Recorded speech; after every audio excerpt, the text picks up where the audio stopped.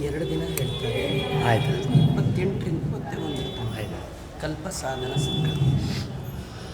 ಆಪಾದಮೌಳಿ ಪರ್ಯಂತಂ ಗುರುಣಾಮಾಕೃತಿಂ ಸ್ಮರೇತ್ ತೇನ ವಿಘ್ನಾ ಪ್ರಣಶ್ಯಂತಿ ಸಿದ್ಧ್ಯಂತಿ ಚ ಮನೋರಥಾಃ. ಮಧ್ವಶಾಸ್ತ್ರ ಸಂಪನ್ನರಾದ ಶ್ರೀ ಬ್ರಹ್ಮಣ್ಯ ತೀರ್ಥಾಚಾರ್ಯರವರಿಂದ ಇಂದಿನಿಂದ ಜಗನ್ನಾಥದಾಸರ ವಿರಚಿತ ಹರಿಕಥಾಮೃತ ಸಾರದ ಕಲ್ಪಸಾಧನ ಸಂಧಿ ಬಗ್ಗೆ ಪ್ರವಚನ ನಡೆಯಲಿದೆ. ಆಚಾರ್ಯರು ಇಂದು ಮತ್ತು ನಾಳೆ 2 ದಿವಸ ಪ್ರವಚನ ನಡೆಸಲಿದ್ದಾರೆ. ನಂತರ 28ರಿಂದ 1ನೇ ತಾರೀಕುವರೆಗೂ 30ರಿಂದ ಮುಂದುವರೆದ 1ನೇ ತಾರೀಕುವರೆಗೆ ನಡೆಯುತ್ತೆ. ಎಲ್ಲರೂ ಸಹಕರಿಸಬೇಕಾಗಿ ವಿನಂತಿ. ಮತ್ತು ಆಚಾರ್ಯರಿಗೆ ನಮ್ಮ ಶ್ರೀ ಗುರುರಾಜ ಅಸೋಸಿಯೇಷನ್ ಹಾಗೂ ತಮ್ಮೆಲ್ಲರ ಪರವಾಗಿ ಸಾಷ್ಟಾಂಗ ನಮಸ್ಕಾರ ಪೂರ್ವಕವಾಗಿ ಭಕ್ತಿಪೂರ್ವಕವಾಗಿ ಸ್ವಾಗತವನ್ನು ಬಯಸಿ ಕಾರ್ಯಕ್ರಮವನ್ನು ನಡೆಸಿಕೊಳ್ಳಲು ಪ್ರಾರ್ಥಿಸಿಕೊಳ್ಳುತ್ತೇನೆ. ಹಾಗೂ ಈ ಕಾರ್ಯಕ್ರಮದ ಪ್ರಾಯೋಜಕರು ಶ್ರೀ ಕೃಷ್ಣ ಪುರೋಹಿತ್ ಮತ್ತು ಅವರ ಕುಟುಂಬದವರು. ಅವರಿಗೂ ನಮ್ಮ ಅಸೋಸಿಯೇಷನ್ನಿಂದ ಸ್ವಾಗತವನ್ನು ಕೋರಿ ಕಾರ್ಯಕ್ರಮವನ್ನು ನಡೆಸಿಕೊಳ್ಳಲು ಆಚಾರ್ಯರಲ್ಲಿ ವಿನಂತಿಸಿಕೊಳ್ತೇನೆ.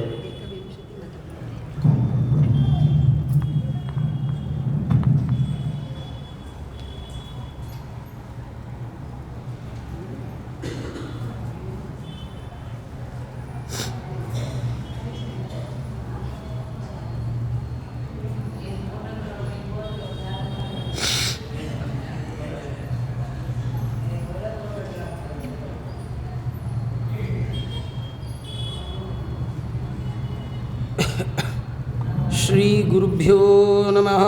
ಹರಿ ಓಂ. ಜಯತಿ ಹರಿರಚಿಂತ್ಯ ಸರ್ವದೇವೈಕವಂದ್ಯಃ ಪರಮಗುರುರಭೀಷ್ಟಾವಾಪ್ತಿತಃ ಸಜ್ಜನಾನಾಂ ನಿಖಿಲಗುಣಗಣಾರ್ಣೋ ನಿತ್ಯನಿರ್ಮುಕ್ತದೋಷಃ ಸರಸಿಜನಯನೋऽಸೌ ಶ್ರೀಪತಿರ್ಮಾನದೋ ನಃ. ಬುದ್ಧಿರ್ಬಲಂ ಯಶೋಧೈರ್ಯಂ ನಿರ್ಭಯತ್ವಮರೋಗತಾ ಅಜಾಡ್ಯಂ ವಾಕ್ಪಟುತ್ವಂಚ ಹನುಮತ್ಸ್ಮರಣಾತ್ ಭವೇತ್. ಭವತಿ ಯದನುಭಾವಾದ್ಯೇಡಮುಕೋಪಿ ವಾಗ್ಮಿ ಜಡಮತಿರಪಿ ಜಂತುರ್ಜಾಯತೆ ಪ್ರಾಜ್ಞಮೂಲಿಃ. ಸಕಲವಚನಚೇತೋ ದೇವತಾ ಭಾರತೀ ಸಾ ಮಮ ವಚಸಿ ನಿಧತ್ತಾಂ ಸನ್ನಿಧಿಂ ಮಾನಸೇ ಚ. ನಮೋ ವಸ್ತಾತ್ವಿಕಾ ದೇವಾಃ ವಿಷ್ಣುಭಕ್ತಿಪರಾಯಣಾಃ ಧರ್ಮಮಾರ್ಗೇ ಪ್ರೇರಯन्तು ಭವಂತಃ ಸರ್ವ ಏವ ಹಿ. ಮೂಕೋಪಿ ಯತ್ಪ್ರಸಾದೇನ ಮುಕುಂದಶಯನಾಯತೆ ರಾಜರಾಜಾಯತೆ ರಿಕ್ತೋ ರಾಘವೇಂದ್ರಂ ತಮಾಶ್ರಯೇ.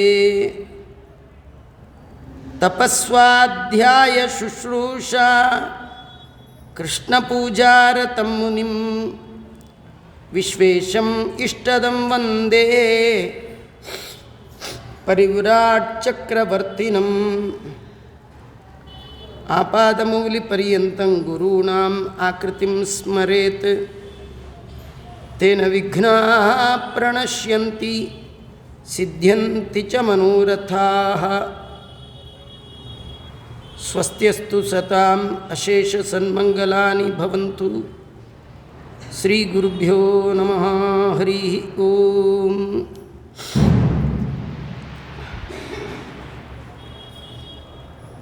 ಇಂದಿನಿಂದ 7 ದಿನಗಳ ಕಾಲ ಪ್ರಾತಸ್ಮರಣೀಯರಾದಂತಹ ಜಗನ್ನಾಥದಾಸರ ಉತ್ತಮೋತ್ತಮವಾದಂತಹ ಕೃತಿರತ್ನ ಶ್ರೀ ಹರಿಕಥಾಮೃತ ಸಾರ ಏನಿದೆ,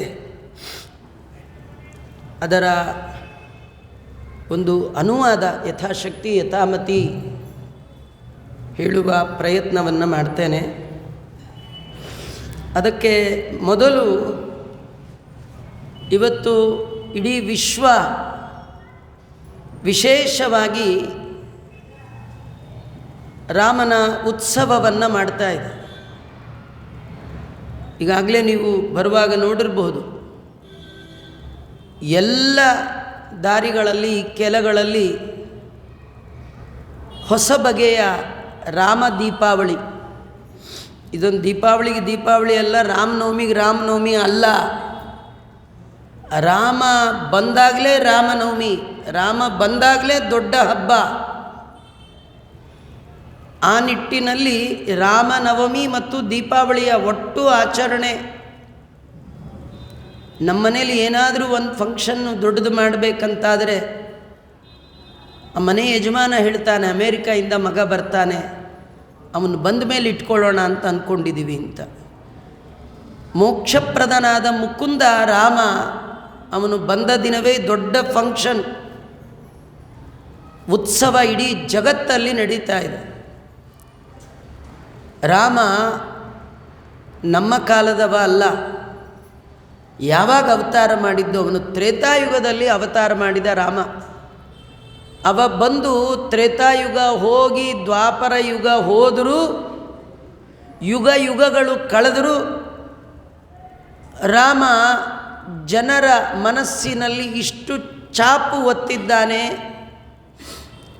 ಇವತ್ತು ಜನ ಜಾತಿ ಮತ ಪಂಥ ನಾಡು ಎಲ್ಲೆ ಮೀರಿ ವಿಶ್ವದ ತುಂಬೆಲ್ಲ ರಾಮನ ಗುಣಗಳಿಗೆ ಮಾರು ಹೋಗಿ ರಾಮನ ಭಕ್ತರಾದವರನ್ನು ನಾವು ನೋಡ್ತಾ ಇದ್ದೇವೆ. ಇಡೀ ವಿಶ್ವದಲ್ಲಿ ಈ ಹಬ್ಬವನ್ನು ಇವತ್ತು ಆಚರಣೆ ಮಾಡ್ತಾ ಇದ್ದಾರೆ. ಯದ್ಯಪಿ ಇದರ ಪ್ರತಿಷ್ಠೆ ಆಗಿರೋದು ಭಾರತದಲ್ಲಿ, ಅತ್ಯಂತ ಪವಿತ್ರತಮವಾದ ಮೋಕ್ಷಪುರಿ. ನಿಜವಾಗಿ ಅಯೋಧ್ಯ ಅನ್ನೋದು ಮುಕ್ತ ಸ್ಥಾನ, ಭಗವಂತ ವಾಸ ಮಾಡುವ ಮುಕ್ತ ಲೋಕ ಇದೆಯಲ್ಲ, ಮುಕ್ತರು ವಾಸ ಮಾಡುವ ಲೋಕ, ಅದಕ್ಕೆ ಹೆಸರು ಅಯೋಧ್ಯ. ಮುಕ್ತ ನಿಯಾಮಕನಾದ ಭಗವಂತನೇ ರಾಮನಾಗಿ ಮೋಕ್ಷಪ್ರದವಾದ ರೂಪ ವಾಸುದೇವ ರೂಪ. ಆ ವಾಸುದೇವನೇ ರಾಮನಾಗಿ ಅವತಾರ ಮಾಡಿ ಬಂದ ಕಾರಣ ಅವನು ವಾಸ ಮಾಡಿದ, ಅವನು ಜನ್ಮ ತಾಳಿದ ಆ ಜಾಗಕ್ಕೆ ಅಯೋಧ್ಯ ಅಂತ ಕರೀತಾ ಇದ್ದಾರೆ.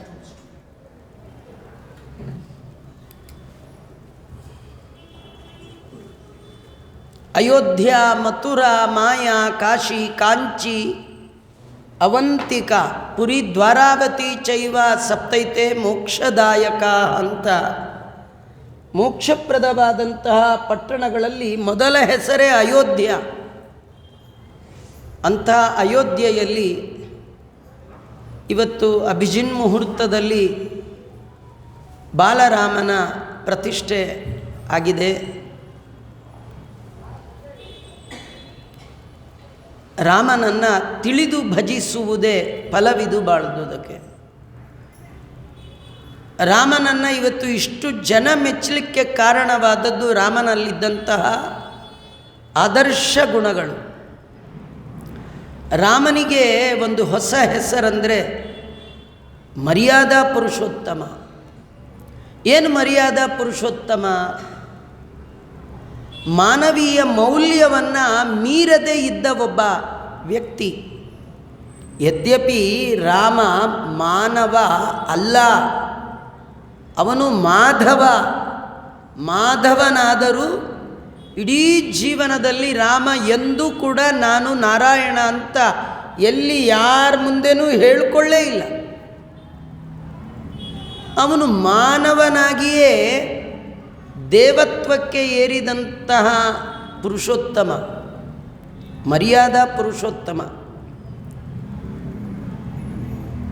ಅವನ ಗುಣಗಳನ್ನು ವರ್ಣನೆ ಮಾಡಲಿಕ್ಕೆ 100 ಕೋಟಿ ಶ್ಲೋಕ ಬೇಕಂತೆ. ಅದನ್ನೇ ಶತಕೋಟಿ ರಾಮಾಯಣ ಅಂತ ಕರೀತಾ ಇದ್ದಾರೆ. ಇದರ ಉಲ್ಲೇಖವನ್ನು ಸ್ವತಃ ವಾಲ್ಮೀಕಿಗಳು ತಮ್ಮ ರಾಮಾಯಣದಲ್ಲಿ ಮಾಡ್ತಾರೆ. ರಾಮನ ಚರಿತ್ರೆ, ರಾಮನ ಕಲ್ಯಾಣ ಗುಣಗಳು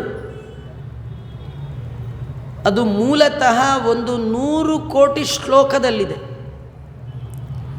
ಆದರೆ ಅಷ್ಟೆಲ್ಲ ಓದಿ ರಾಮನ ಗುಣವನ್ನು ತಿಳಿಯುವ ಯೋಗ್ಯತೆ ನಮಗಿಲ್ಲ ಅಂತ ಹೇಳಿ ವಾಲ್ಮೀಕಿ ಮಹರ್ಷಿಗಳು ವಿಶ್ವಮಾನ್ಯವಾದಂತಹ ಕೃತಿರತ್ನ ರಾಮಾಯಣವನ್ನು ಬರೀ ಬ್ರಾಹ್ಮಣರಿಗೆ, ಹಿಂದೂಗಳಿಗೆ, ಭಾರತೀಯರಿಗಾಗಿ ಮಾಡಿದ್ದಲ್ಲ, ಅದು ಮಾನವರಿಗಾಗಿ ಮಾಡಿದಂತಹ ವಿಶ್ವಮಾನ್ಯ ಕೃತಿ. ಸಮಗ್ರ ವೈದಿಕ ಸಾಹಿತ್ಯದ ಒಂದು ಕನ್ನಡಿ ಅದು ವಾಲ್ಮೀಕಿಗಳಿಂದ ರಚಿತವಾದಂತಹ ರಾಮಾಯಣ. ಈ ರಾಮಾಯಣ ಗಾಯತ್ರಿಯ 24 ಅಕ್ಷರಗಳ ವ್ಯಾಖ್ಯಾನ.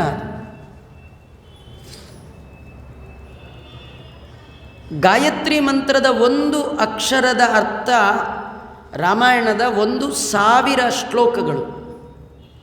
ಅದು ಹಾಗೇ ಇರ್ತಕ್ಕಂಥದ್ದು ಕೂಡ.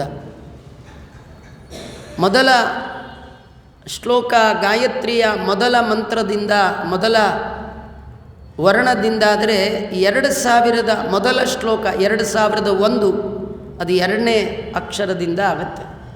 1000 ಶ್ಲೋಕಗಳನ್ನು ನೋಡುವಾಗ ಮೊದಲ ಎಲ್ಲ ಶ್ಲೋಕಗಳ ಮೊದಲ ಅಕ್ಷರವನ್ನು ಸೇರಿಸಿದರೆ ಅದು ಗಾಯತ್ರಿ ಆಗುತ್ತೆ.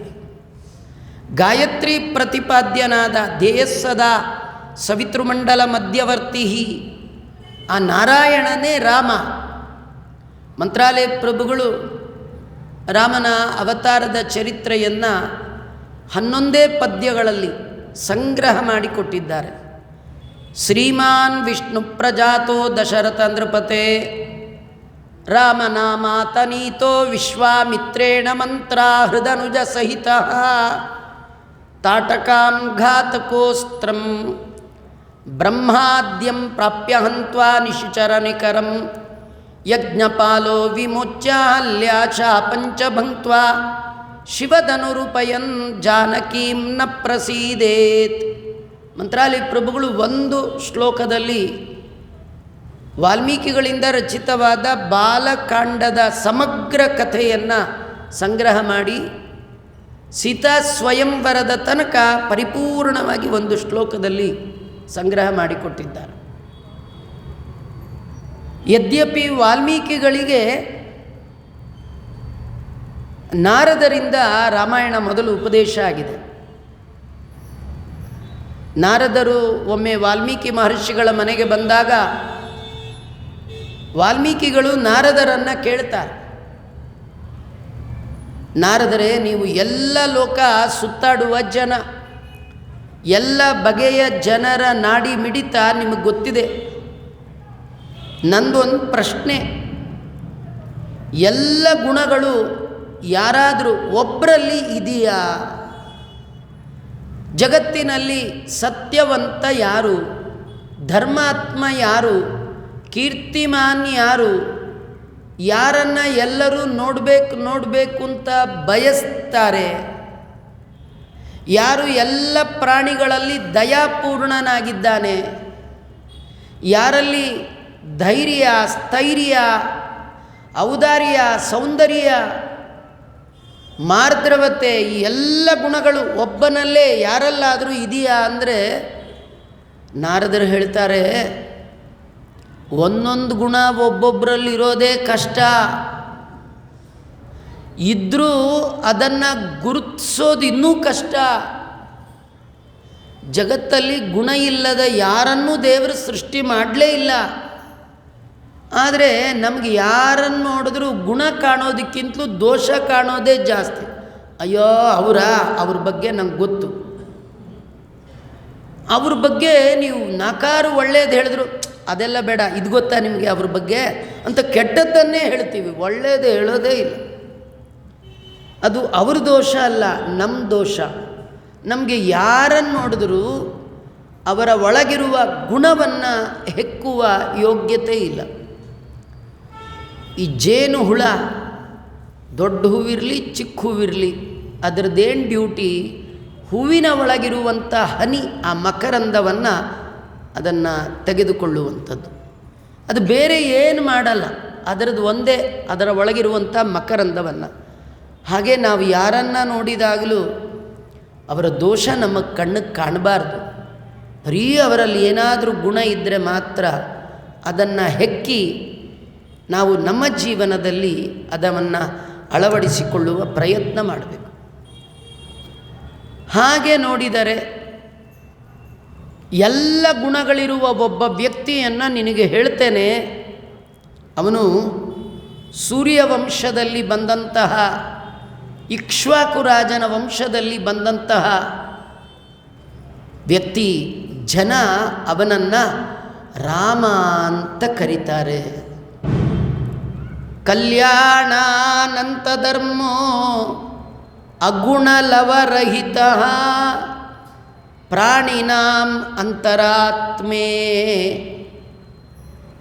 ರಾಮ ಎಲ್ಲ ಅನಂತ ಕಲ್ಯಾಣ ಗುಣಗಳಿಂದ ಪರಿಪೂರ್ಣನಾದವ.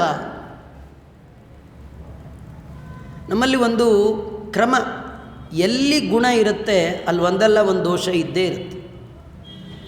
ಆದರೆ ದೋಷವೇ ಇಲ್ಲದ ಕೇವಲ ಗುಣಗಳೇ ಮೂರ್ತಿಮತ್ತಾದ ವ್ಯಕ್ತಿ ಅದು ರಾಮ. ವಾಲ್ಮೀಕಿಗಳು ರಾಮಾಯಣದಲ್ಲಿ ಬಹುಮುಖ್ಯವಾಗಿ ರಾಮನ ಗುಣಗಳನ್ನು ಎತ್ತಿ ಎತ್ತಿ ತೋರಿಸಿದ್ದಾರೆ. ವಾಲ್ಮೀಕಿಗಳು ರಾಮಾಯಣ ರಚನೆ ಮಾಡಿದ್ದೇ ರಾಮನ ಗುಣವನ್ನು ನೋಡ್ರಿ. ನೀವು ನಿಮ್ಮ ಜೀವನದಲ್ಲಿ ಕೈಲಾದಷ್ಟು ರಾಮನ ಗುಣಗಳನ್ನು ಅಳವಡಿಸಿಕೊಳ್ಳಿ. ಮಾನವತ್ವದಿಂದ ದೇವತ್ವಕ್ಕೆ ಎತ್ತರದ ಎಡೆಗೆ ನಿಮ್ಮ ಜೀವನ ಸಾಗಬೇಕಂತಾದರೆ ಯಾವೆಲ್ಲ ಮೌಲ್ಯಗಳನ್ನು ಗುಣಗಳನ್ನು ನಮ್ಮ ಜೀವನದಲ್ಲಿ ನಾವು ಅಳವಡಿಸಿಕೊಳ್ಳಬೇಕು. ವಾಲ್ಮೀಕಿಗಳು ಮುಖ್ಯವಾಗಿ ರಾಮಾಯಣದಲ್ಲಿ 2 ಪಾತ್ರವನ್ನು ನಮಗೆ ಪರಿಚಯ ಮಾಡಿಕೊಡ್ತಾರೆ. ರಾಮಾಯಣದಲ್ಲಿ ಬರುವ 2 ಪ್ರಧಾನ ಪಾತ್ರ ನಿಮಗೆ ಗೊತ್ತಿದೆ. ಒಂದು ರಾಮ, ಇನ್ನೊಂದು ರಾವಣ. ರಾಮ ಅಂದರೆ ಗುಣಗಳ ಗಣಿ, ರಾವಣ ಅಂದರೆ ದೋಷಗಳ ಗಣಿ. ಜೀವನದಲ್ಲಿ ನಾವು ಯಾರ ಮಾರ್ಗವನ್ನು ಆಯ್ಕೆ ಮಾಡಿಕೊಳ್ಬೇಕು? ಉದ್ಧಾರ ಆಗಬೇಕಾದರೆ ರಾಮನ ಗುಣವನ್ನು ನಮ್ಮ ಜೀವನದಲ್ಲಿ ನಾವು ಆಯ್ಕೆ ಮಾಡಿಕೊಳ್ಬೇಕು. ರಾಮನ ಗುಣಗಳನ್ನು ನಾವು ನಮ್ಮ ಜೀವನದಲ್ಲಿ ಅಳವಡಿಸಿಕೊಳ್ಬೇಕು. ಅದಕ್ಕಾಗಿ ಮತ್ತೆ ಮತ್ತೆ ಮೇಲಿಂದ ಮೇಲೆ ರಾಮಾಯಣ ಕೇಳಬೇಕಂತ ಕೇಳ್ತಾ ಇರಬೇಕು. ಇದು ಕೇಳಿ ಮುಗಿಸುವಂಥದ್ದಲ್ಲ ರೀ, ಕೇಳಿ ಬಿಡುವಂಥದ್ದಲ್ಲ. ಎಲ್ಲ ಕೇಳಿದ್ದೀನಿ, ರಾಮಾಯಣ ಪೂರ ಮುಗೀತು ಅಂತಿಲ್ಲ, ಮತ್ತೆ ಮತ್ತೆ ಕೇಳಬೇಕಂತ. ಯಾಕಂದರೆ ಒಂದೊಂದು ಸತಿ ಕೇಳಿದಾಗ ಒಂದೊಂದು ಗುಣ ನಮ್ಮ ಜೀವನದಲ್ಲಿ ಅಳವಡಿಸ್ಕೊಂಡ್ರೂ ಸಾಕು.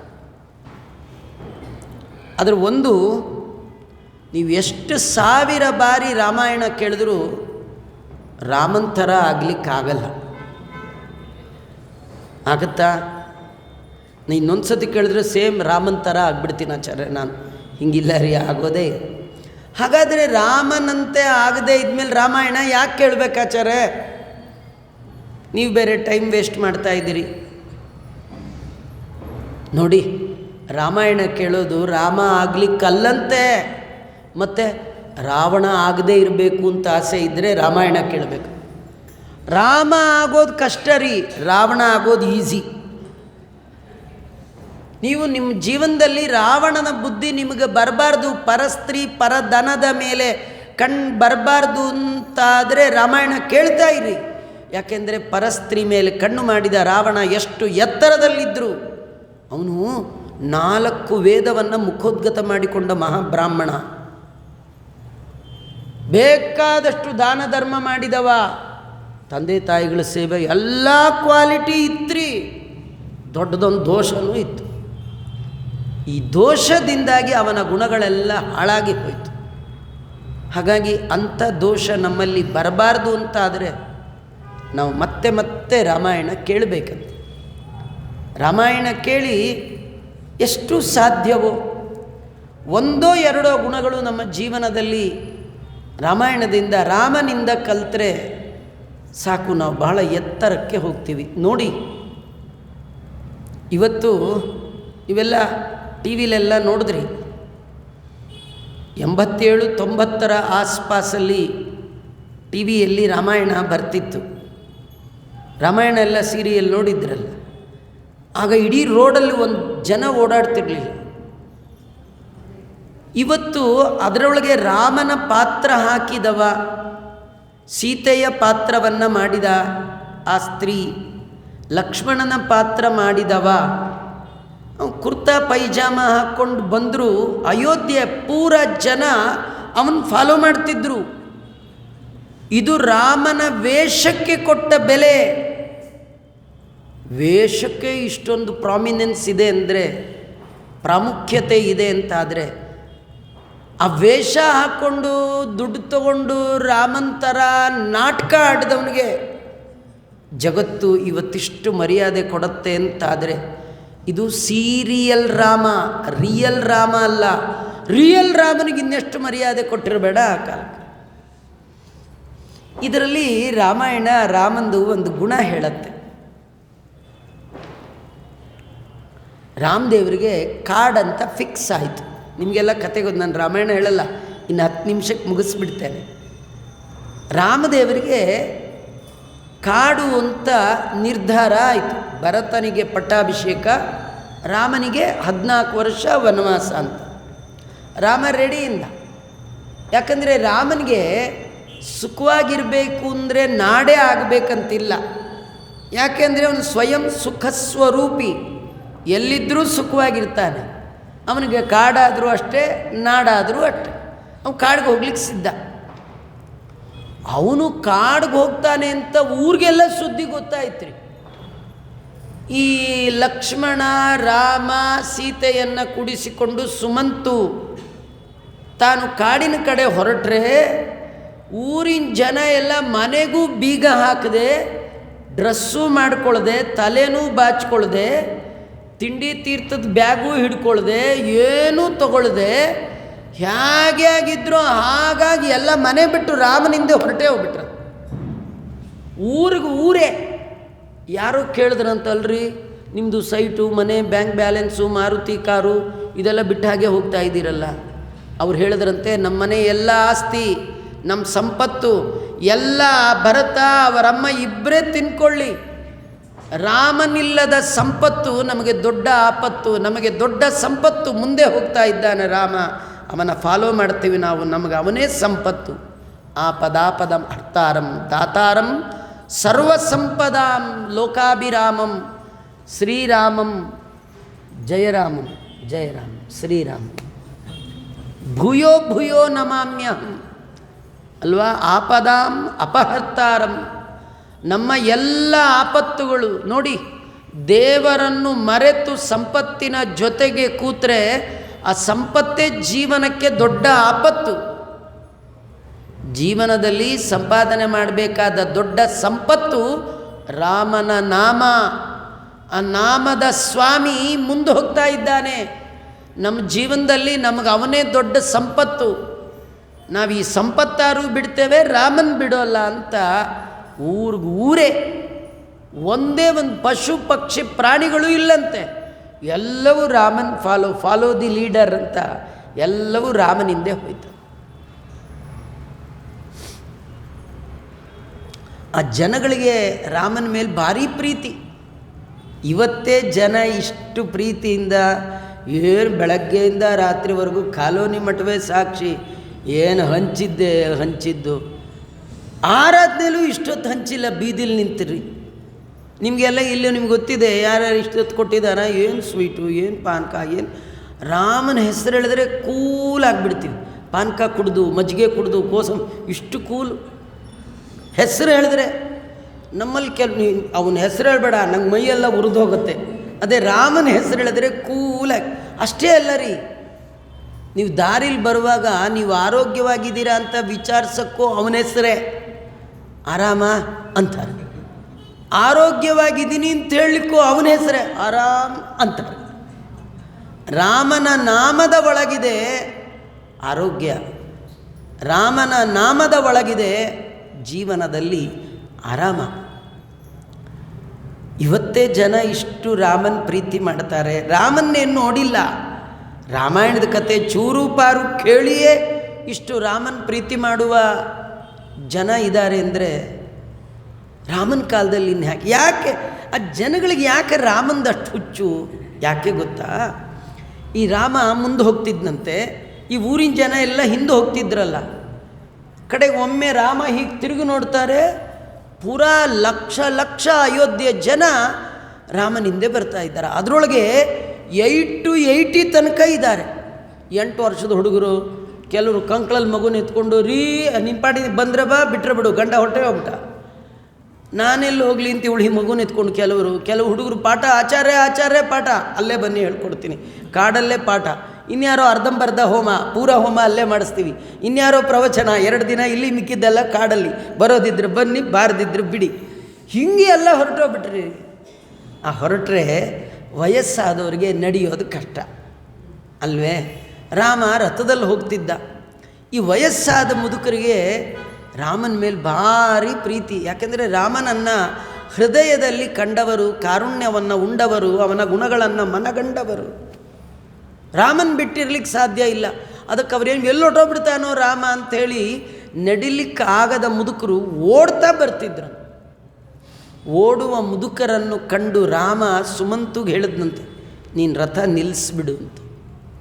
ರಥದಿಂದ ಇಳಿದ ರಾಮ ತಾನು ಆ ಮುದುಕರ ಒಟ್ಟಿಗೆ ನಡ್ಕೊಂಡು ಕೈ ಹಿಡ್ಕೊಂಡು ಹೋದ್ನಂತೆ. ಆ ಮುದುಕರಿಗೆ ಇನ್ನೆಷ್ಟು ಪ್ರೀತಿ ಆಗಿರಬೇಡ ರಾಮನ ಮೇಲೆ. ರಾಮನಿಗೆ ವೇಗವಾಗಿ ಹೋಗುವ ಕುದುರೆ ಇದೆ. ರಾಮ ರಾಜಕುಮಾರ, ನಮ್ಮೊಟ್ಟಿಗೆ ಬರಬೇಕಾದ್ದಿಲ್ಲ.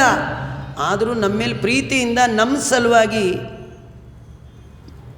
ಪುಟ್ಟ ಮಗು ನಡೆಯೋದನ್ನು ಕಲೀಲಿ ಅಂತ ಅರ್ಜೆಂಟ್ ಇದ್ದರೂ ಕೂಡ ತಾಯಿ ಬಗ್ಗಿ ಮಗುವಿನ ಕೈ ಹಿಡಿದು ಪುಟ್ಟ ಹೆಜ್ಜೆಯನ್ನು ಇಡಿಸ್ತಾ ನಡೆಸ್ತಾಳೆ. ಕಾರಣ ಏನು? ಕಾರುಣ್ಯ. ರಾಮ ಅರ್ಜೆಂಟಲ್ಲಿ ಹೋಗಬೇಕು, ಇದ್ದರೂ ಕೂಡ ನಿಧಾನಕ್ಕೆ ನಮ್ಮೊಟ್ಟಿಗೆ ಬರ್ತಾನೆ. ಏನು ಕಾರಣ? ನಮ್ಮ ಮೇಲಿರುವ ಕಾರುಣ್ಯ ಅಂತ ಆ ಎಲ್ಲ ಪ್ರಜೆಗಳಿಗೆ ರಾಮನ ಮೇಲೆ ಭಾರಿ ಪ್ರೀತಿ. ವಾಲ್ಮೀಕಿ ರಾಮಾಯಣದಲ್ಲಿ ಪ್ರಜೆಗಳ ಪ್ರೀತಿ ರಾಮನ ಮೇಲೆ ಹೇಗಿತ್ತು ಅನ್ಲಿಕ್ಕೆ ಒಂದು ಕಥೆ ಹೇಳಿದ್ದಾರೆ.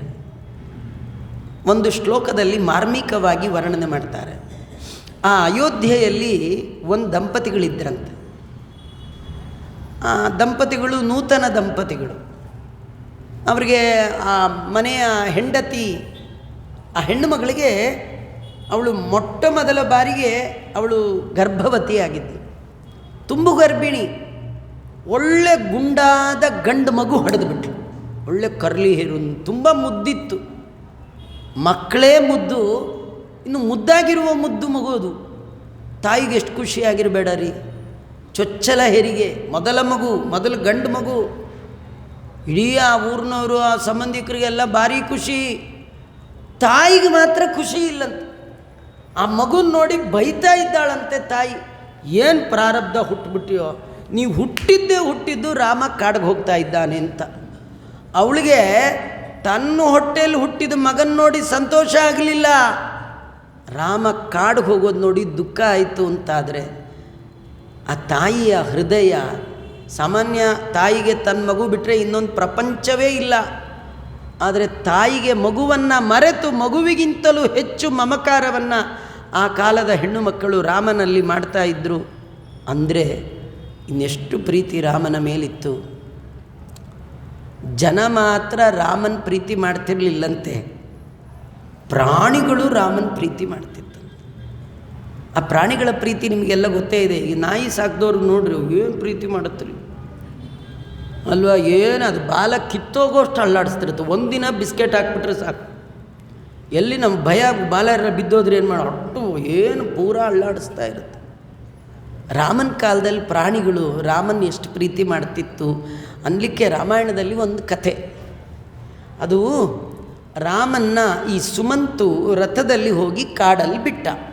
ಒಂದು ಲಿಮಿಟೇಷನ್, ಅಲ್ಲಿ ತನಕ ಹೋಗಿ ಅಲ್ಲಿಂದ ಬಿಟ್ಟುಬಿಡು ಅಂತ ಹೇಳಿದ್ರೆ ಬಿಟ್ಟ.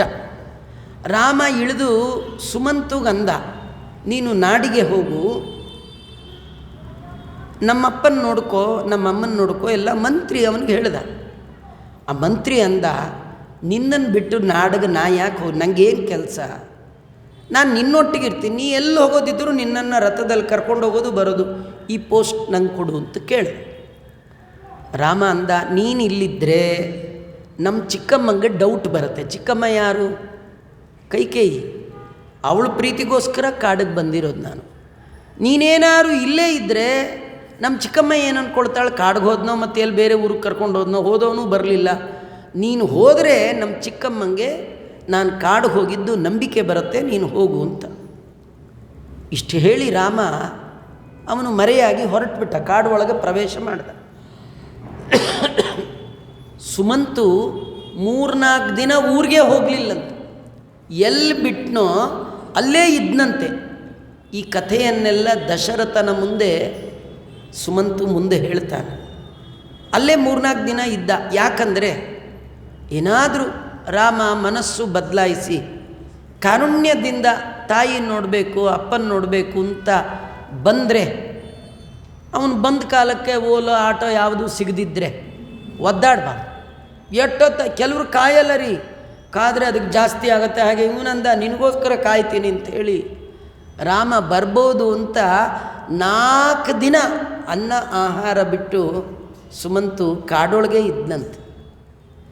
ಕಡೆಗೆ ಅವನಿಗೆ ತಲೆಗೆ ಹೊಳಿತು, ರಾಮ ಅಂದರೆ ಸತ್ಯ ಸಂಕಲ್ಪ, ಪಿತೃವಾಕ್ಯ ಪರಿಪಾಲನೆಗೆ ಹೋಗಿದ್ದಾನೆ, ಅವು ಖಂಡಿತ ಬರೋಲ್ಲ ಅಂಥೇಳಿ ತಾನು ನಿಶ್ಚಯ ಮಾಡಿಕೊಂಡು ನಗರದ ಕಡೆಗೆ ತನ್ನ ಕುದುರೆಗಳನ್ನು ಅಯೋಧ್ಯ ಪಟ್ಟಣದ ಕಡೆಗೆ ಮುಖ ತಿರುಗಿಸಿ ಓಡಿಸಿದ್ರೆ 4 ದಿನ ಹುಲ್ಲು ನೀರು ತಿನ್ನದ ಕುದುರೆಗಳು ಪಟ್ಟಣ ಅಯೋಧ್ಯ ಕಡೆ ನೋಡದೆ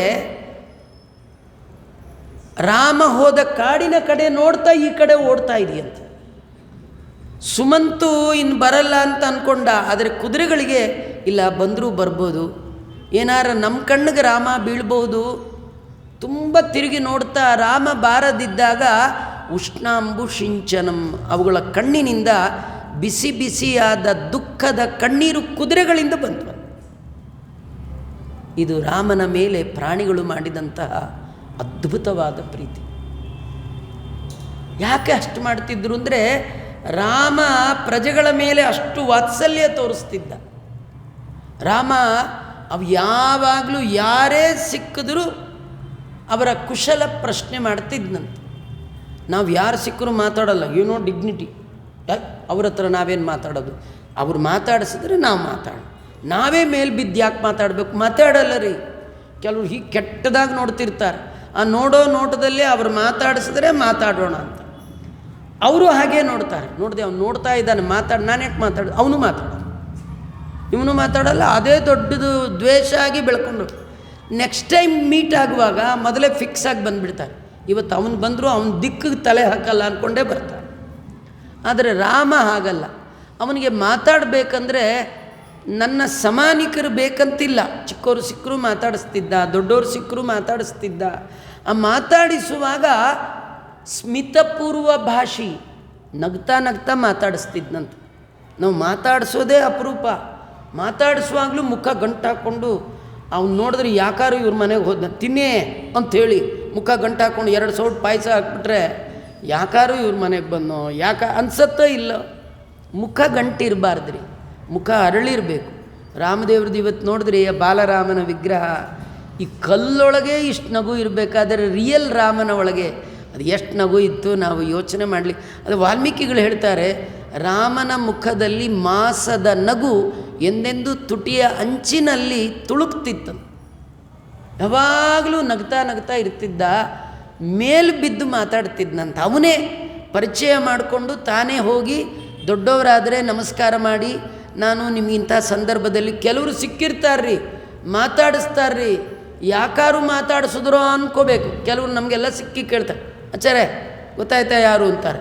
ಹ್ಞೂ ಅಂದ್ರೆ ಪ್ರಾಬ್ಲಮ್. ನಮಗೋ ಲೇಟಾಗಿ ಹೊರಟಿರ್ತೀವಿ ಪ್ರವಚನಕ್ಕೆ, ದಾರಿಲಿ ಸಿಕ್ಕಿಬಿಡ್ತೀವಿ. ಹಾಗೇ ಆಯ್ತು ರೀ. ರಾಮಂದು ಉತ್ಸವ ಹೋಯ್ತು, ಫೋಟೋ ಹೊಡಿ, ಯಾರೋ ಬಲ್ಲೆ ಕೈ ಕುಲ್ಕಿ ಗುರುಗಳೇ ಅಂತ, ಇನ್ನೇ ಅವನ ಕಾಲಿಗೆ ನಮಸ್ಕಾರ. ನಮ್ಮ ಅರ್ಜೆಂಟ್ ನಮಗೆ, ಅವನ ಭಕ್ತಿ ಅವನಿಗೆ ಅಲ್ವಾ. ಕೆಲವರು ಹೀಗೆ ಮಾತಾಡ್ಸ, ಆಚಾರ್ಯ ಯಾರು ಗೊತ್ತಾಯ್ತಾ ಅಂತಾರೆ. ಗೊತ್ತು ಅಂತಂದು ಹೊರಟೋಗೋಣ ಅಂತ, ಗೊತ್ತಾಯ್ತು ಯಾರು ಹೇಳಿ ಅಂತಾರೆ. ಏನು ಹೇಳ್ಬೇಕ್ರಿ, ನಮಗೂ ನೆನಪಿರಲ್ಲ. ಅವ್ರು ಏನಂದರೆ 10 ವರ್ಷದ ಕೆಳಗೆ ಅವ್ರ ಮನೇಲೊಂದು ಪುಣ್ಯವಾಚನೆ ಮಾಡಿಸ್ಬಿಟ್ಟಿರ್ತಾರೆ. ಅದಕ್ಕೆ ನಾನು ನೆನಪಿಟ್ಕೊಂಡು ಹೇಳ್ಬೇಕು. ಹಾಗೆಲ್ಲ ಟೆಸ್ಟ್ ಮಾಡಬಾರ್ದು.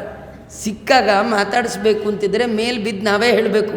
ಈಗ 3 ವರ್ಷದ ಕೆಳಗೆ ನಮ್ಮ ಮನೇಲಿ ನೀವು ಬಂದಿದ್ರಿ, ಪವಮಾನ ಹೋಮ ಏನು ನಿಮ್ಮ ಗಂಟು ಆಯ್ತಪ್ಪ ಹೇಳಿ ಆಚಾರನೇನು ಟೆಸ್ಟ್ ಮಾಡೋದು. ರಾಮ ಯಾರನ್ನು ಮಾತಾಡಿಸುವಾಗಲೂ ಈ ದುರ್ಬುದ್ಧಿ ಇರಲಿಲ್ಲಂತೆ. ರಾಮನೇ ತನ್ನ ಪರಿಚಯ ತಾನು ಮಾಡಿಕೊಂಡು, ಇಂಥ ದಿನ ನಿಮ್ಮನ್ನು ಭೇಟಿಯಾಗಿದ್ದೆ, ನೀವು ನಮ್ಮನೆ ಕಡೆಗೆ ಬರಲಿಲ್ಲ, ತುಂಬ ಸುಂದರವಾದ ಮಾತುಗಳಿಂದ ಅವರನ್ನು ಸಂತೋಷಪಡಿಸ್ತಿದ್ದಂತೆ. ಇದು ರಾಮನ ದೊಡ್ಡ ಗುಣ. ನೀವು ಮನೆಗೆ ಬಂದವ್ರಿಗೆ ಏನು ಕೊಡ್ದಿದ್ರು ಬೇಡ, ನಗ್ತಾ ನಗ್ತಾ ಒಳ್ಳೆ 2 ಮಾತಾಡಿಬಿಟ್ರೆ ಸಾಕು. ಕೆಲವರು ಮನೆಗೆ ಬಂದರೆ ಬಾಗಿಲೇ ತೆಗಿಯಲ್ಲ, ಕಿಟಕಿಲೇ ನೋಡಿ ಕಳಿಸ್ಬಿಡ್ತಾರೆ, ಇಂದಿರಾ ರಮಣ ಗೋವಿಂದ. ಇನ್ನು ಕೆಲವರು ಬಾಗಿಲು ತೆಗೆದ್ರು ಮಾತಾಡಲ್ಲ, ಹೀಗಂತಾರೆ, ಹುಬ್ಬು ಹಾರಿಸ್ತಾರೆ, ಆಮೇಲೆ ಸೌಂಡ್ ಈಚೆಗೆ ಬರೋದು ಏನೋ ಅಂತಾರೆ. ಅಂದರೆ ಯಾಕೆ ಬಂದೆ ಅಂತಲೇ ಅದರ ಅರ್ಥ. ಈ ಥರ ಎಲ್ಲ ಮಾತಾಡಬಾರ್ದು. ರಾಮಾಯಣ ಕೇಳ್ತಾ, ರಾಮನ ಗುಣಗಳನ್ನು ಕೇಳ್ತಾ, ಇದಕ್ಕೇನು ಕಾಸು ಖರ್ಚಾಗತ್ತಾ, ಏನು ಖರ್ಚಾಗತ್ತೆ ಹೇಳಿ? ನಮ್ಮ ಸಂಬಂಧಗಳು ಹಾಳಾಗಲಿಕ್ಕೆ ನಮ್ಮ ಮಾತೇ ಕಾರಣ, ನಮ್ಮ ಮುಖ ಭಾವನೆಯೇ ಕಾರಣ. ಮುಖದಲ್ಲಿ ಒಳ್ಳೆ ಭಾವನೆ ಇತ್ತು ಅಂತಾದರೆ, ಬಾಯೊಳಗೆ ಒಳ್ಳೆಯ ಶಬ್ದಗಳಿತ್ತು ಅಂತಾದರೆ ಜಗತ್ತೇ ನಿಮಗೆ ಸ್ನೇಹಿತರಾಗ್ತಾರೆ. ಒಬ್ಬ ಒಂದು ಹೊಸಬ ಊರಿಗೆ ಬಂದವ ಊರಿನ ಹೊರಗೆ ಒಂದು ಅರಳಿಕಟ್ಟೆ ಹತ್ರ ಒಬ್ಬರು ವಯಸ್ಸಾದವರು ಕೂತಿದ್ದರು. ಅವ್ರನ್ನ ಕೇಳ್ದ, ಸ್ವಾಮಿ ಈ ಊರು ಹೇಗೆ ಅಂತ. ಅದಕ್ಕೆ ಅವರು ಕೇಳಿದ್ರು, ನೀನು ಯಾವ ಊರಿಂದ ಬಂದೆ? ಇಲ್ಲ, ನಮ್ಮೂರು ಹಿಂದಿನ ಊರು, ಅದೆಲ್ಲ ತುಂಬ ಅಯೋಗ್ಯರು, ಏನೂ ಪ್ರಯೋಜನ ಇಲ್ಲ, ಅದಕ್ಕೆ ನಾನು ಈ ಊರಲ್ಲಿ ವಾಸ ಮಾಡೋಣ ಅಂದ್ಕೊಂಡು ಬಂದೆ, ಅದಕ್ಕೆ ನಿಮ್ಮನ್ನು ಕೇಳ್ತಾ ಇದ್ದೀನಿ, ಈ ಊರು ಹೇಗೆ ಅಂದ. ಅದಕ್ಕೆ ಆಚಾರ ಅಂದ್ರಂತೆ, ಇದು ಅಂಥ ಅಯೋಗ್ಯರ ಊರೇ, ನೀನು ಇಲ್ಲಿರಬೇಡ, ಮುಂದಿನ ಊರಿಗೆ ಹೋಗು ಅಂತ ಅವನು ಕಳಿಸ್ಬಿಟ್ರು. ಅವನು ಹೋಗಿ ಅರ್ಧ ಗಂಟೆಗೆ ಇನ್ನೊಬ್ಬ ಬಂದ, ಅವನು ಕೇಳ್ದ ಈ ಊರು ಹೇಗೆ ಅಂತ. ಮತ್ತು ಆಚಾರ ಅವನು ಕೇಳಿದ್ರು, ನೀ ಎಲ್ಲಿಂದ ಬಂದೆ, ನೀ ಇಲ್ಲಿ ಯಾಕೆ ಬಂದೆ?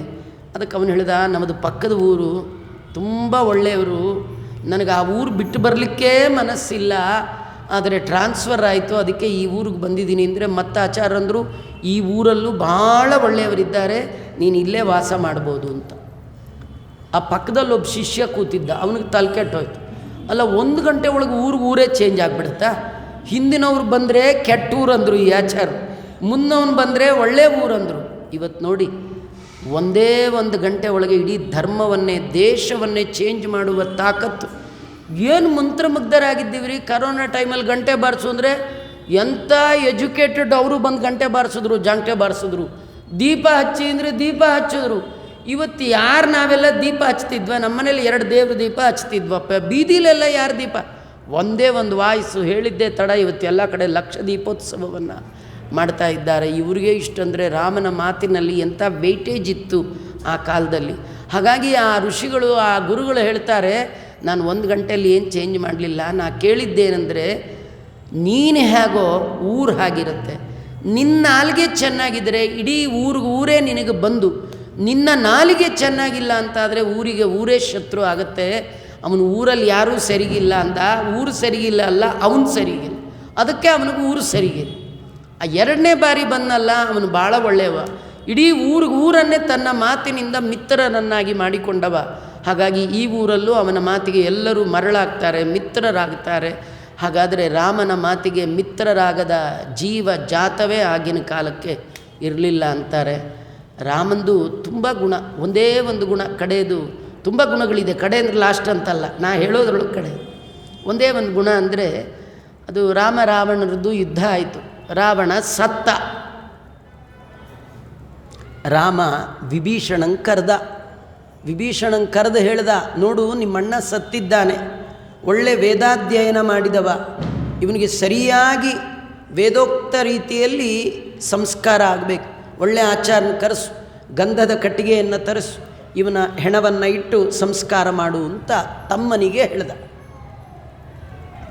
ಆ ತಮ್ಮ ಅಂದ, ರಾಮ ನೀ ಎಡಗಾಲಲ್ಲಿ ತೋರಿಸಿದ ಕೆಲಸವನ್ನು ತಲೆಯಲ್ಲಿ ಹೊತ್ತು ಮಾಡುವ ದಾಸ ನಾನು ನಿನಗೆ, ನೀ ಹೇಳಿದ್ದೆಲ್ಲ ಮಾಡ್ತೆ, ಆದರೆ ನಮ್ಮಣ್ಣನಿಗೆ ಸಂಸ್ಕಾರ ಮಾಡು ಅಂತ ಮಾತ್ರ ಹೇಳಬೇಡ, ಇವನು ಮಹಾಪಾಪಿ. ಯಾಕೆಂದರೆ ಪರಸ್ತ್ರೀ ಅಲ್ಲ, ಪರಮಾತ್ಮ ನಿನ್ನ ಸ್ತ್ರೀಯನ್ನೇ ಬಯಸಿದ ಮಹಾಪಾಪಿ. ಹಾಗಾಗಿ ನಾನು ಇವನಿಗೆ ಸಂಸ್ಕಾರ ಮಾಡಲ್ಲ ಅಂತ ಹಠ ಹಿಡಿದು ಕೂತಾಗ ರಾಮ ಅಂತಾನೆ, ನೀನು ಮಾಡ್ತೀಯ, ನಾ ಮಾಡಲ ಅಂದ. ಯಾರನ್ನ ಬಾಣದಿಂದ ಸೀಳಿ ಹಾಕಿದ ರಾಮ, ಸತ್ತ ಮೇಲೆ ದ್ವೇಷ ಇಲ್ಲ ರೀ.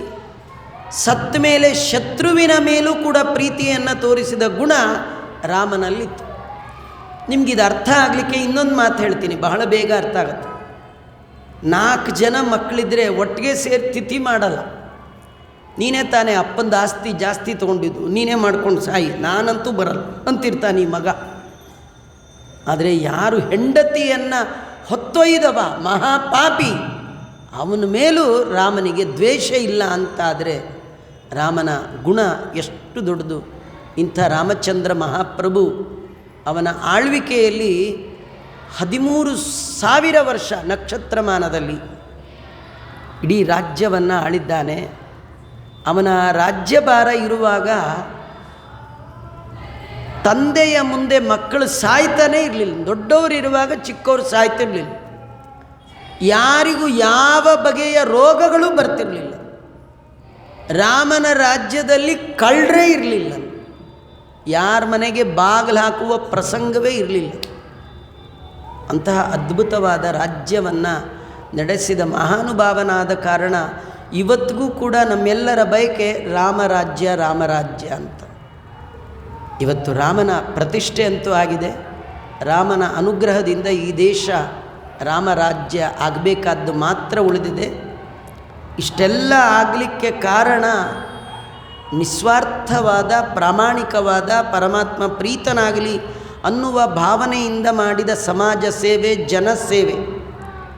ಉತ್ತಮನಾದ ವ್ಯಕ್ತಿ ಈ ದೇಶವನ್ನು ಆಳ್ತಾ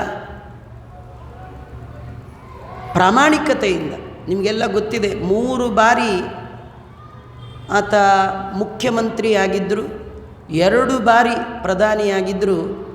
ದೇಶದ ಯಾವುದೇ ಮೂಲೆಯಲ್ಲೂ ಒಂದು 40-60 ಸೈಟು ಅವರ ಹೆಸರಲ್ಲಿಲ್ಲ. ಇವತ್ತು ನೀವು ಅದನ್ನು ನೋಡಿದರೆ, ಇನ್ನೊಮ್ಮೆ ಆ ವಿಡಿಯೋ ನೋಡ್ರಿ. ಅಲ್ಲಿ ಟ್ರಸ್ಟಿನ ಒಬ್ಬರು ಖಜಾಂಚಿ, ಅಲ್ಲಿ ಅಯೋಧ್ಯ ಟ್ರಸ್ಟು ಎಲ್ಲ ಕಾರ್ಯಕ್ರಮ ಮುಗಿದ ಮೇಲೆ ಒಂದು ಉಂಗುರ ಮೋದಿಯವರ ಕೈಗೆ ಹಾಕಿದ್ದಾರೆ. ಆದರೆ ಭಾಷಣ ಮಾಡುವಾಗ ನೋಡಿ ಉಂಗುರ ಇಲ್ಲ. ಹಾಕಿದ ತಕ್ಷಣ ಹಿಂಗೆ ಮಾಡಿ ತೆಗೆದುಬಿಟ್ಟಿದ್ದಾರೆ. ನಮಗೆ ಯಾರು ಕೊಟ್ಟರೆ ಮೊದಲು ಅದನ್ನು ಬ್ಯಾಗಲ್ಲಿ ಹಾಕ್ಕೊಂಡು ಆಮೇಲೆ ಮಿಕ್ಕಿದ ಪ್ರೋಗ್ರಾಮ್. ಇಷ್ಟು ನಿಸ್ವಾರ್ಥ ಸೇವೆಗೆ ಮೆಚ್ಚಿ ಪರಮಾತ್ಮ ಇವತ್ತು ಅವರಿಗೆ ಆ ಒಂದು ಯೋಗ, ಅವ್ರಿಗೆ ಯೋಗ ಅಲ್ಲ ರೀ, ನಮ್ಮ ತಾತ ನಿಮ್ಮ ತಾತ ನಮ್ಮ ಮುತ್ತಾತ ನಿಮ್ಮ ಮುತ್ತಾತರಿಗೆ ಇಲ್ಲದ ಯೋಗ, ರಾಮನ ಪ್ರತಿಷ್ಠಾಪನೆಯನ್ನು ಕಣ್ಣು ತುಂಬಿಸಿಕೊಳ್ಳುವ ಯೋಗ 5 ಶತಮಾನದಲ್ಲಿ ನಮ್ಮ ವಂಶದಲ್ಲಿ ಬಂದ ಯಾರಿಗೂ ಇಲ್ಲದ್ದು ನಮಗೆ ಸಿಕ್ತು ಅಂದರೆ ಇದಕ್ಕಿಂತ ಸೌಭಾಗ್ಯ ಮತ್ತಿನ್ನೇನು ಬೇಕು. ನಾವು ಅಯೋಧ್ಯೆಗೆ ಹೋದಾಗ ಯಾವುದೋ ನೋಡ್ಕೊಂಡು ಬರ್ತಾ ಕೈ ಮುಕ್ಕೊಂಡು ಬರ್ತಿದ್ವಿ. ನೆಕ್ಸ್ಟ್ ಟೈಮ್ ಹೋದಾಗ ನೋಡಲಿಕ್ಕೆ ಭವ್ಯವಾದ ಮಂದಿರ ಇದೆ. ಮಂದಿರದ ಒಳಗೆ ಯಜಮಾನ ರಾಮ ಇದ್ದಾನೆ. ಅದ್ಭುತವಾದ ಆ ರೂಪವನ್ನು ನೋಡುವ ಭಾಗ್ಯವನ್ನು ಕೊಟ್ಟವರು ನಿಜವಾಗಿ ನಮ್ಮ ಮೋದಿಯವರು. ನಿಮಗೆಲ್ಲ ಅದು ಗೊತ್ತಿರತಕ್ಕಂಥದ್ದು. ಅವರು ಬರಲಿಲ್ಲ ಅಂತಾಗಿದ್ದರೆ ಖಂಡಿತವಾಗೂ ನಾವು ಈ ಜನ್ಮದಲ್ಲಿ ಮತ್ತೆ ನಾವಲ್ಲಿ ರಾಮಂದು ಮಂದಿರ ನೋಡುವ ಆಸೆ ಯಾರಿಗೂ ಇರಲಿಲ್ಲ. ಯಾಕೆಂದರೆ ರಾಮನ ಗುಣಕ್ಕೆ ಅವರು ಮಾರಿ ಹೋಗಿದ್ದಾರೆ. ಹೀಗಾಗಿ ರಾಮನ ಭವ್ಯವಾದ ದಿವ್ಯವಾದ ಆ ಮೂರ್ತಿಯ ಪ್ರತಿಷ್ಠೆ ಅಲ್ಲಾಗಿರ್ತಕ್ಕಂಥದ್ದು. ಆ ರಾಮನ ಸದ್ಗುಣಗಳಲ್ಲಿ ಒಂದಾದರೂ ಗುಣ ದೇವರು ಈ ಜೀವನದಲ್ಲಿ ನಮಗೂ ಕೊಡಲಿ ಅಂತ ಪ್ರಾರ್ಥನೆ ಮಾಡ್ತಾ, ಹರಿಕಥಾಮೃತ ಸಾರ ಗುರುಗಳ ಕರುಣದಿಂದ ಪನಿತು ಪೇಳುವೆ, ಪರಮ ಭಗವದ್ಭಕ್ತರಿದನಾದರದಿ ಕೇಳುವುದು. ಏಕವಿಂಶತಿ ಮತ ಪ್ರವರ್ತಕ ಕಾಕುಮಾಯಿಗಳ ಕುಹಕಯುಕುತಿ ನಿರಾಕರಿಸಿ ಸರ್ವೋತ್ತಮನು ಹರಿಯೆಂದು ಸ್ಥಾಪಿಸಿದ ಶ್ರೀಕಳತ್ರನ ಸದನ ದ್ವಿಜಪ ಪಿನಾಕಿ ಸನ್ನುತ ಮಹಿಮ ಪರಮ ಕೃಪಾ ಕಟಾಕ್ಷದಿ ನೋಡು ಮಧ್ವಾಚಾರ್ಯ ಗುರುವರಿಯ. ದುರ್ಮತವನ್ನು ಖಂಡನೆ ಮಾಡಿ ಸತ್ಸಿದ್ಧಾಂತವನ್ನು ಜಗತ್ತಿಗೆ ಕೊಟ್ಟ ಮಧ್ವ ಗುರುಗಳನ್ನು ಈ ಪದ್ಯದ ಮೊದಲು ಜಗನ್ನಾಥದಾತರು ಸ್ತೋತ್ರ ಮಾಡ್ತಾ ಇದ್ದಾರೆ. ಯೋ ವಿಪ್ರಲಂಬ ವಿಪರೀತ ಮತಿಪ್ರಭೂತಾನ್ ವಾದಾನ್ ನಿರಸ್ಯ ಕೃತವಾನ್ ಭುವಿ ತತ್ವವಾದಂ ಸರ್ವೇಶ್ವರೋ ಹರಿಹಿ ಇತಿ ಪ್ರತಿಪಾದಯಂತಂ ಆನಂದತೀರ್ಥ ಮುನಿವರಿಯ ಮಹಂ ನಮಾಮಿ ಅಂತ ಏನು ನಾವು ನಿತ್ಯದಲ್ಲಿ ಆಚಾರ್ಯರನ್ನು ಸ್ತೋತ್ರ ಮಾಡ್ತಾ ಇದ್ದೇವೆ. ಆ ಮಧ್ವ ಗುರುಗಳು ಅವರು ಬಂದು ಅವತಾರ ಮಾಡಿ ಬ್ರಹ್ಮಸೂತ್ರಕ್ಕೆ ವ್ಯಾಖ್ಯಾನ ಮಾಡುವ ಮೊದಲಿಗೆ 21 ಜನ ಬಂದು ಈ ಮತವನ್ನು ಕುತ್ಸಿತವಾದ ಕೆಟ್ಟ ಕೆಟ್ಟ ಕುಯುಕ್ತಿಗಳಿಂದ ಅವರ ಮತವನ್ನು ಪ್ರಚಾರ ಮಾಡಿದರು. ಆ ಎಲ್ಲ ಮತಗಳು ಕೂಡ ವೇದವ್ಯಾಸ ದೇವರಿಗೆ ವಿರುದ್ಧವಾದದ್ದು ಅಂತ ಪ್ರಮಾಣಪೂರ್ವಕವಾಗಿ ಅವುಗಳನ್ನೆಲ್ಲ ನಿರಾಕರಣೆ ಮಾಡಿ ಭಗವಂತ ಸರ್ವೋತ್ತಮ ಅಂತ ಹೇಳಿ ಜಗತ್ತಿನಲ್ಲಿ ಭಗವಂತನನ್ನು ಸರ್ವೋತ್ತಮತ್ವೇನ ಸ್ಥಾಪನೆ ಮಾಡಿದ ಮಹಾ ಆಚಾರ್ಯರು ಮಧ್ವಗುರುಗಳು. ಅವರಲ್ಲಿ ಕರುಣೆಯಿಂದ ನಮ್ಮನ್ನು ನೋಡ್ರಿ, ಅವರ ಕಾರುಣ್ಯದ ದೃಷ್ಟಿ ನಮ್ಮೇಲೆ ಬಿದ್ದರೆ ಸಾಕು, ನಮಗೆ ಅವರು ಉಪದೇಶ ಮಾಡಿದ ಆ ತತ್ವಗಳ ಅರಿವು, ಆ ತತ್ವಗಳಲ್ಲಿ ನಂಬಿಕೆ, ಅವರು ಹಾಕಿಕೊಟ್ಟ ಸನ್ಮಾರ್ಗದಲ್ಲಿ ನಡೆಯುವ ಬುದ್ಧಿ, ಇದು ಬರಬೇಕಂದ್ರೆ ಅವರ ಕರುಣಾ ಕಟಾಕ್ಷ, ಅವರ ಕೃಪಾದೃಷ್ಟಿ ನಮ್ಮ ಮೇಲೆ ಬೀಳಬೇಕು. ಹಾಗಾಗಿ ಜಗನ್ನಾಥದಾಸರು ಮಧ್ವಗುರುಗಳಲ್ಲಿ ಆ ರೀತಿ ಪ್ರಾರ್ಥನೆ ಮಾಡ್ತಾ ಇದ್ದಾರೆ. ಮುಂದೆ ಏನು ಹೇಳಿದ್ರು ಮತ್ತೆ ನಾಳೆ ಸೇರಿದಾಗ ನೋಡೋಣ ಅಂತ ಹೇಳ್ತಾ, ಶ್ರೀಕೃಷ್ಣಾರ್ಪಣಮಸ್ತು. ಸರ್ವೇಂದ್ರಿಯ ಪ್ರೇರಕೇಣ ಶ್ರೀಪ್ರಾಣಪತಿನೇರಿತಃ ಯದವೋಚ ಮಹಂತೇನ ಪ್ರೀಯತಾಂ ಕಮಲಾಲಯ. ಮಧ್ವೇಶಾರ್ಪಣಮಸ್ತು. ಕೃಷ್ಣಾರ್ಪಣಮಸ್ತು.